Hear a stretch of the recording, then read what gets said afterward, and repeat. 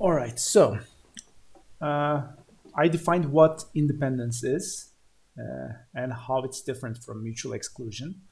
And the thing that I just defined uh, a couple of in the first hour, saying that the probability of B knowing that event A has happened, it's called the conditional probability and indicated like this. It's written the probability of event B knowing that A has occurred. Okay, so we use this special pipe symbol to indicate that the probability of given that event A has occurred. Okay, so this is what it means. Given that event A has occurred, what is the probability of event B? So this is what how we write probability of B knowing that event A has occurred. And in the case of independent events, I just said that this entity that I have written on the left is equal to the unconditional probability of event B. Knowing nothing about A, the original unconditional probability of event B is equal to the probability that knowing A has occurred, what is the probability of B? This is called the conditional probability. If these two are equal to each other, as we had written as these ratios, then events A and B are independent of each other. Which also means you may also ask, is it also true that if these are independent, probability of event A given B has occurred, can we also say that it's equal to probability of A? And that's right, we can do that. Okay, so we'll be able to, in the two independent events, conditional probabilities in both sides will be equal to each other. We are going to come to that. So this is a little bit going ahead. I'm going to come to conditional probability, define these things if you have missed the first part that I just mentioned. The way we write the knowledge is complement of A independent of B if A is independent of B. So a good question. If for example, if this is the case, for example, the probability of B is equal to this, can we do the same thing for complement of the B? I think we can. We can show that mathematically, I think. I mean, all you need to do is try to, given these, if somebody gives you this ratio and this ratio, these two ratios are equal to each other, knowing that, can you use W divided by? So W divided by X plus Y plus your question is W divided by X plus Y plus Z W, is this equal to the case where X is, so in the case X, actually, if you know that, yeah, no, actually, so if you know that A has occurred, it's going to be, if A has occurred, this one has a, so it's going to be W plus X is the complement of this thing. Oh yeah, you're right, actually, yeah, sorry, not just W, because if I just write W, that's why I was confused. If it was just W, it should be zero. If A has occurred, it couldn't happen. So it's not like that. Yeah. So it's W plus X is the complement. So what then I will do is, so it's going to be, if we're restricted to this, it's going to be X. The question is X divided by X plus Y equal to this one? Okay, so knowing these green ones are equal to each other, can we show that W plus X divided by X plus Y plus Z plus W is equal to X divided by X plus W? If we can show that mathematically, then it means that their complements are also independent of each other. Okay, so let's leave this to you as an exercise. So it will be really a nice exercise to actually show this. But yesterday I did a different exercise about the computing the intersection of two independent events. Not the computing the probability of the intersection of these two events is for two independent events. The probability of their intersection, both happening at the same time, is equal to their individual probabilities. So this is for if two events are independent, their intersection could be computed by just multiplying their unconditional probabilities. What I did yesterday as an exercise was knowing that this green part is equal to this green part. Can you prove that's in the case? In other words, I know that the intersection here is equal to y divided by x plus y plus c plus b. Is this really equal to the multiplication of these two things? And for these, for example, you could replace them with what you know that is equal, and you can show that. But again, let's go step by step, not jump over here over different places. Let's go. Can I ask a sure. question? Yeah, sure.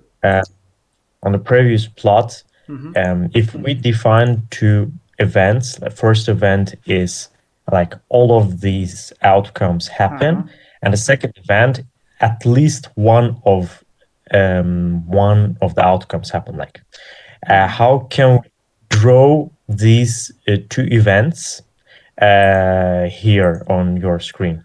You're right. So it's a very good question. So the question is if something is happening on my machine. All right. So if one of the events is the entire, so if one of the events is the sample space, so how can we define here, for example, saying that at least one, no, not at least, you mean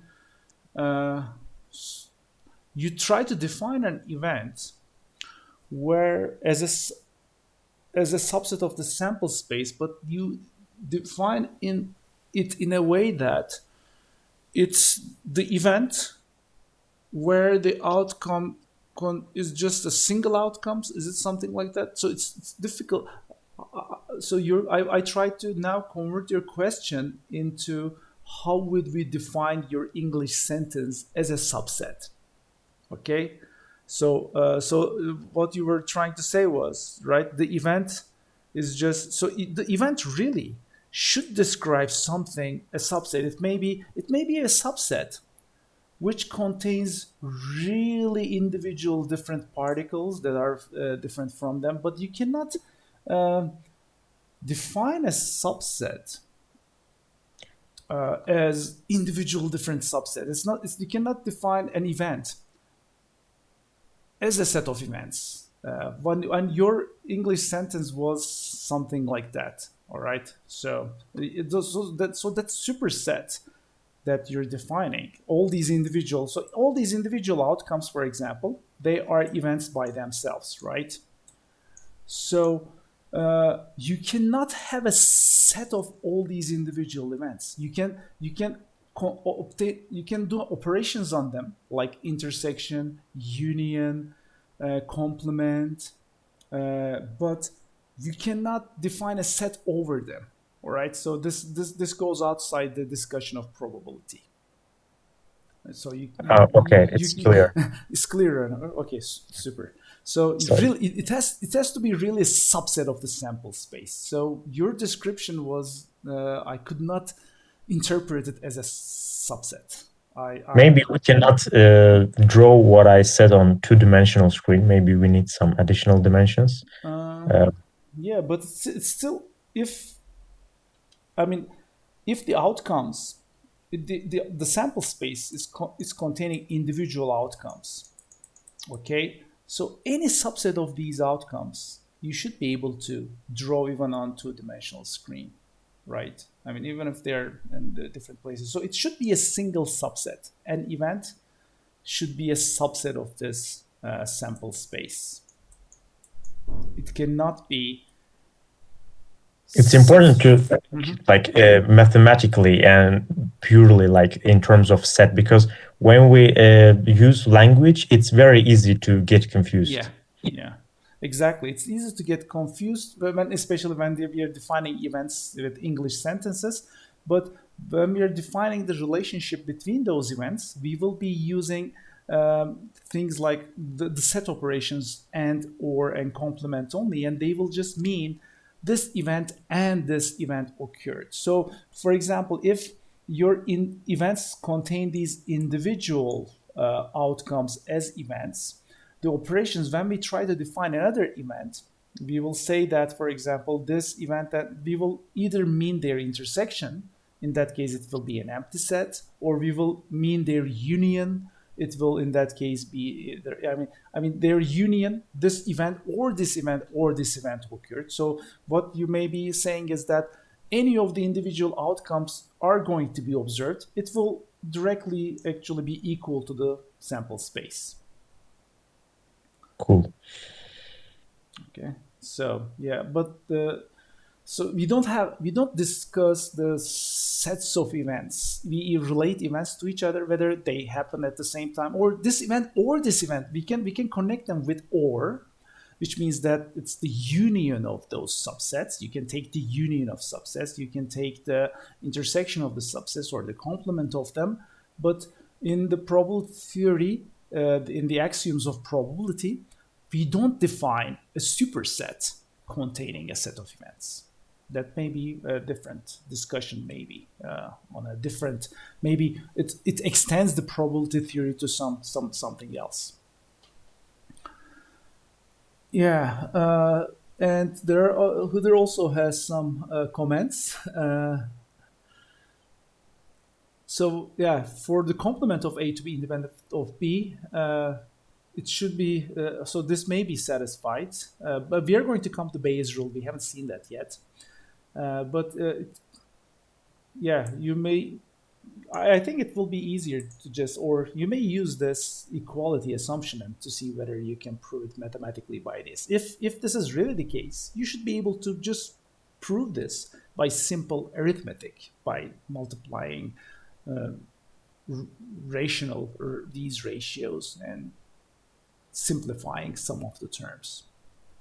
But yeah, let's go again step by step on our slides. So we've already talked about the sample space, empty space, then this event algebra, as I said, it's going to just have these very limited set of set operations. We're not going to define sets over them. We're just going to have union of two sets. So A is an event, which is a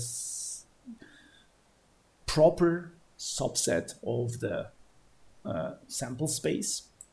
And we define union of these two events, meaning that either this event or this event is observed. This is what in English it will be translated into or. Intersection of two events, both events are observed. This is what it means. We will translate to English as and this complement with either a complement or this a bar, it will denote that these are the outcomes that are not in event A. So this doesn't happen. That event A is not observed. Sometimes we can also have, again in sets, we can also have the difference, meaning that the outcomes in event A that are not in event B. For example, when again we talk about the single tossing of a single die, the odd number event, and the event that says greater than or equal to 4. For example, if B is the event odd number and A is the event greater than or equal to 4, the A difference B will contain the outcomes 4 and 6 only. So it's like, I want the outcome to be greater than or equal to 4, but I don't want it to be an odd number. So it's like taking the complement of B in this case when we're taking the difference. As I said, it's an outcome not belong to event B, not an odd number, but greater than or equal to 4. In that case, 4 and 6 will be defined this event. I mentioned disjoint and exhaustive events. Disjoint events are also called I define them as mutually exclusive events. They are also called disjoint events when their intersection is empty set, if they don't share any outcome, like getting an odd number, getting an even number. These are two events that are mutually exclusive. We call them disjoint events, not independence. This is really important. Independence is entirely something else. If the union of a number of events gives us the entire sample space, we call these events exhaustive. They cover the entire sample space. And uh, using the ideas from set theory again, there are these relationships between complement and intersection. Sometimes it's maybe easier to compute the probabilities of intersections, and when we are asked to say, for example, what is the complement of A or B not happening? For example, if a probability question asks you uh, A or B doesn't happen, okay, uh, with, with a with a complement like this, it will you may convert it to computing the probability of intersections. A doesn't happen and B doesn't happen. This is what it means in English. Okay, so these are some relationships between, again, events in the case of set theory.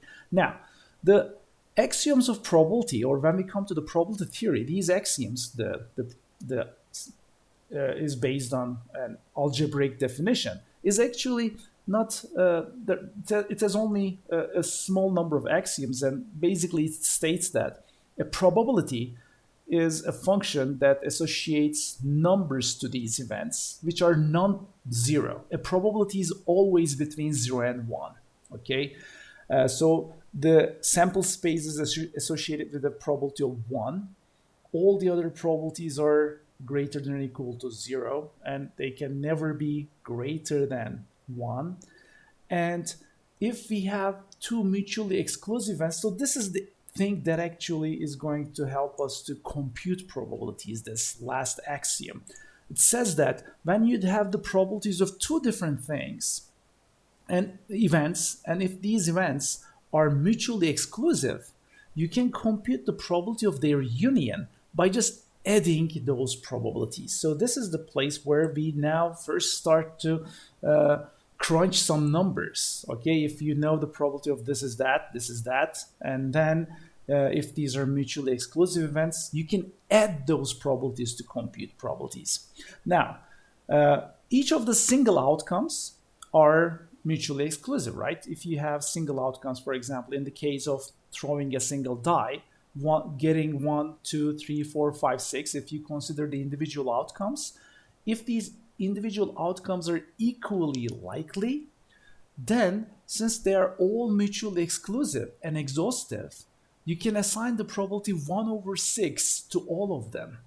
Now, when you try to compute the probability of an event getting a number larger than or greater than or equal to 4, you can add the probabilities 1 over 6, 1 over 6, and 1 over 6 of these individual outcomes to arrive at the final probability of 1 over 2. Okay, so this the power of being able to add. So this final axiom basically says that probability is additive. If you have mutually exclusive disjoint events, finding their unions, this event or this event occurs, in order to find that, you can add up those probabilities. So any function that satisfies these axioms is called a probability function. Now, let's look at this example. We toss 2 coins, and the event is obtaining exactly 1 head. What is our sample space here? Our sample space is HT, TH, TT, and HH. And 2 of those outcomes are contained in this set A, TH or HT. The first one is tail, then the second one is head, or the first one is head and the second one is tail, is those 2 outcomes. If each of the outcomes are equally likely, the probability will be, out of the sample space contains 4 outcomes, and the set A contains two of them, but we can, if each of the individual outcomes is 1 over 4, we can compute the probability of A as an addition of these individual outcomes, because they are mutually, the individual outcomes are mutually exclusive. So you can compute the probability of A to be 1 over 2 with this. But again, an important assumption to be made here was those individual outcomes are equally likely. So this should be given in the question, or if nothing is said about things, you can assume by default that individual outcomes are equally likely. Sometimes we may compute probabilities incorrectly if we define our sample space in an incorrect manner. For example, the example given in the book was a family has two children. What is the probability that one of them is a boy and the other is a girl? Now, if you define the sample space as this, they can either be both boys, they can either be both girls, or the other outcome is one of them is a boy, the other is a girl. Okay, so the outcome contains, the sample space contains three possible outcomes. Okay, boy, boy, girl, girl, or one boy, one girl. Okay, three outcomes. If each of them are equally likely, then the probability of one boy, one girl is going to be 1 over 3. And you will be actually arriving at the wrong probabilities, not 1 over 3, because the way we defined the sample space was incorrect. They're not, or in the case that boy, boy, girl, girl, or one boy, one girl, these, you can define your sample space like this, that contains only three outputs, three outcomes, but they're not equally likely. Okay, that's why you cannot just assign 1 over 3 to all of them. Two boys in the family and one boy, one girl in the family are not two equally likely outcomes. Okay, so you need to be careful about how you define your sample space and the outcomes, and which ones are, whether they're going to be equally likely or not. So for non-mutually exclusive events, if we consider how we can compute the probability of their union, we can get back to set theory. I think GIMP is, all these different images on GIMP makes it slower. So let me just get rid of these previous boards. Okay. I will erase this one too, and this one. All right. Now, if we have two events which are not mutually exclusive, okay, A and B, the probability of their union is simply given as probability of A plus probability of B and minus probability of A and B.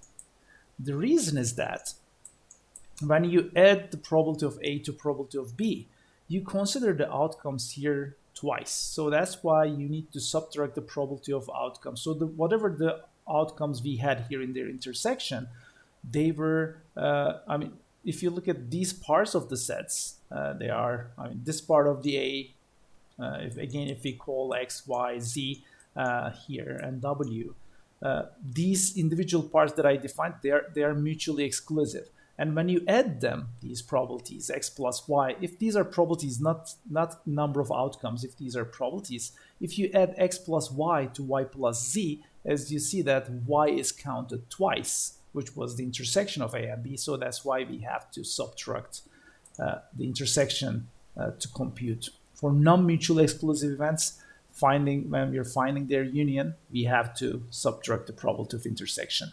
Now, here are independent events. Independent events first are defined in such a way that the probability of, for independent events, the probability, the intersection of these events, the probability of their intersection, can be computed by multiplying the individual probabilities. Now, what about if these were mutually exclusive? What is the probability of end of two mutually exclusive events? It's just 0, right? So this slide also shows that independence and mutual exclusion are two very different things. the intersection of two mutually exclusive events. If A and B are mutually exclusive, what is the probability that A and B both happen at the same time? What is the probability of their intersection? It's 0. All right. So, and therefore, mutually exclusive events, their intersection is 0. But independent events, their intersection is just multiplication of individual probabilities. There are some applications in reliability, maybe network reliability or any system reliability. So by using these complement rule, independent events, how we can compute their probabilities if they're two independent. For example, the occurrence of A doesn't affect occurrence of B. Sometimes this independence really is given to you as semantically. For example, we may have a set of components that are connected to each other like this. Some of them are in parallel, some of them together. They may be, for example, a hard drive, for example. In order for this part of the hard drive to function, both of them have to function. For example, if B fails, this entire top part fails. So connected to serial means that for this part of the system to work, both of them has to work. If they're connected in parallel like this, or for example, if you look at DNE, it may mean that in order for this part of the system work, it's okay either D or E. If either one of them fails, this part of the system is still going to function. So there are some examples in the book that talks about how we can compute the reliabilities of systems that are connected to like this. We can actually go over one of the examples, example 2.18. Let's take a look at that and how we compute probabilities. Here's the book, 2.18. We have talked about exhaustive mutual exclusion. Yeah, rules. We have talked about rules of probability. You can, yeah, the important thing here is that probability is additive. And for mutually exclusive events, we can add those probabilities. And when we compute the probabilities of events, we add them. And if their intersection is not empty, if they're not mutually exclusive, we have to subtract the intersection. We talked about this. We talked about complement. So also the complement of an event is just 1 minus the probability of event associated with it. This may be obvious from the definition. Now, here is how first independence is defined without first talking about conditional probability. Certain events are independent if they occur independently of each other. Means that the knowing that one of the events have occurred doesn't change the probability of occurrence of the other. Okay?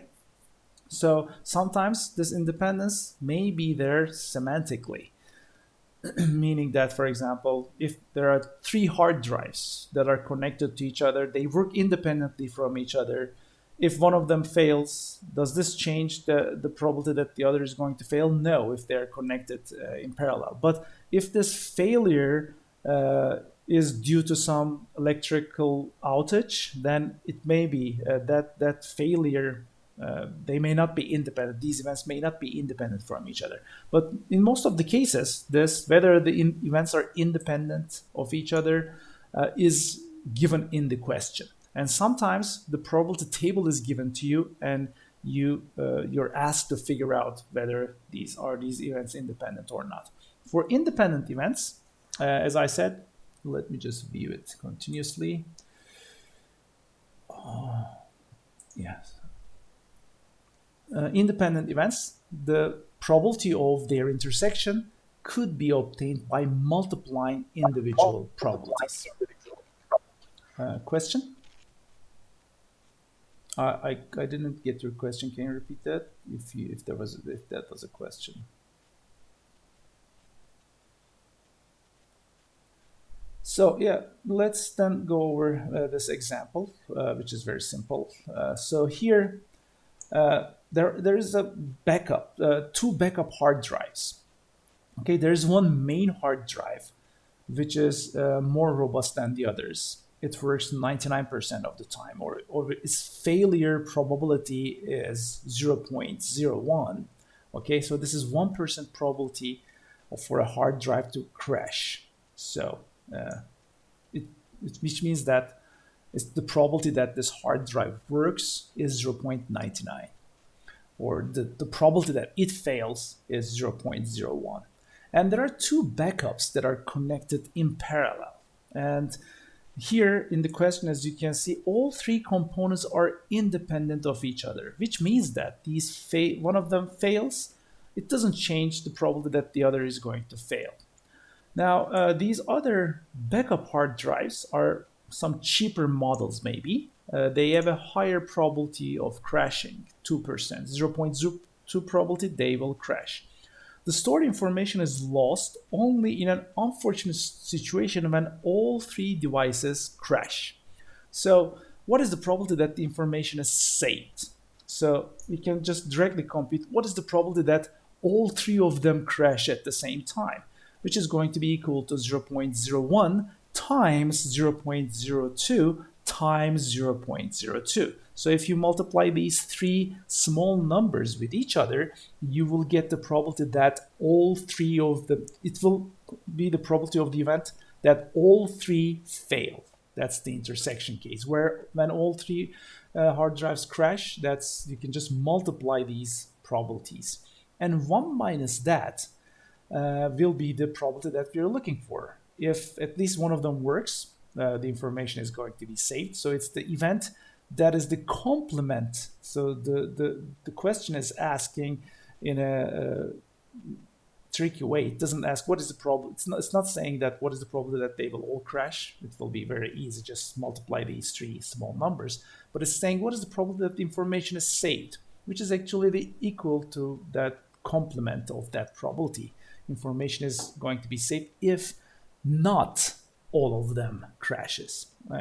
Okay, crash. So simply we since that's the complement, 1 minus that probability, that small probability, will be the probability that we're looking for. And as you can see, it's really, when you have backups that are connected in parallel like this, the probability of losing the entire information is very, very, very low. So it shows the utility of having backups.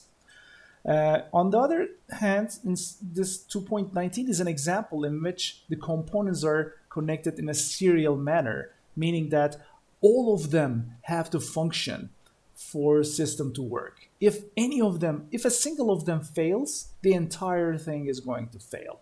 And for that example, is a shuttle launch is given as a background story. So there are three key devices that are critical to shuttle launch. And if one of them fails, they are going to cancel the launch. So in that case, what is the probability for the shuttle to be launched on time according to this schedule? So in that case, we will try to compute what is the probability that all of them work. Okay, and again, since these are all independent events, we can get the complements and then multiply them together. So here the complements 99, 98, and 98. We can just find the event that all of them work. Okay, no failure. You can also this one is going to be easier. So intersections are, as you can see, easier to compute because we know that if you're looking for an intersection of independent events, we can just multiply them together. And here, it's, as you can see, when the components are connected in serial, if we need all of them to work simultaneously, that probability is 0.95%. It's smaller than their individual failure, individual working, individual functioning rates. Okay, so there is another example that contains a combined serial and parallel Yeah, this was the example on the slide too. What you do is you first find the component, convert this to a single component by computing its working probability or failure probability, which is a complement of that. You convert these individual parts into single components and then solve the entire probability. Okay, now section 2.3, as I stated last lecture on Tuesday, we're not going to cover this in class. We give it as a reading exercise to you. Here, the important part, maybe I can solve one example for you to understand what this chapter is talking about. But the main thing is, in section 2.3, we are counting the individual outcomes, and we are looking when every individual outcome is equally likely. In the case of equally likely outcomes, we can compute probabilities like that concern subsets of these outcomes. One nice example here is not this one. I think it was in computations. Yeah. Not this one either.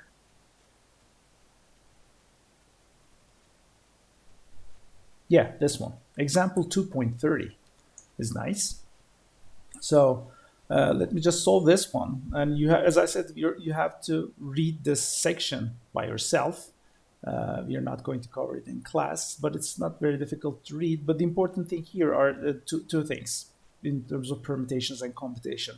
Whether when we perform an experiment, the order of the outcomes matter or not. If we perform an experiment in which the result is not concerned about the order, in that case we identify individual outcomes as indistinguishable.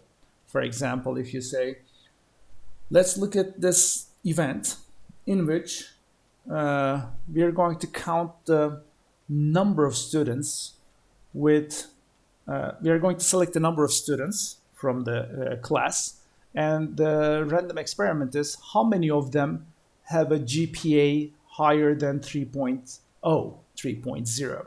So if the random experiment is just the number of students with GPA higher than 3.0, if we select a random sample, when we select individual students in this experiment, the order of the students does not matter in this case, right? You're just, the experiment, the output itself is just, the outcome space is just a bunch of integers.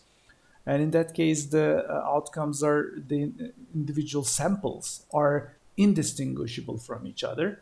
And there are, in this chapter, whether it's distinguishable or when the order matters, they are considered distinguishable. And we use permutation in that case. Where the order does not matter, we use combinations here, and there are different computational shortcuts.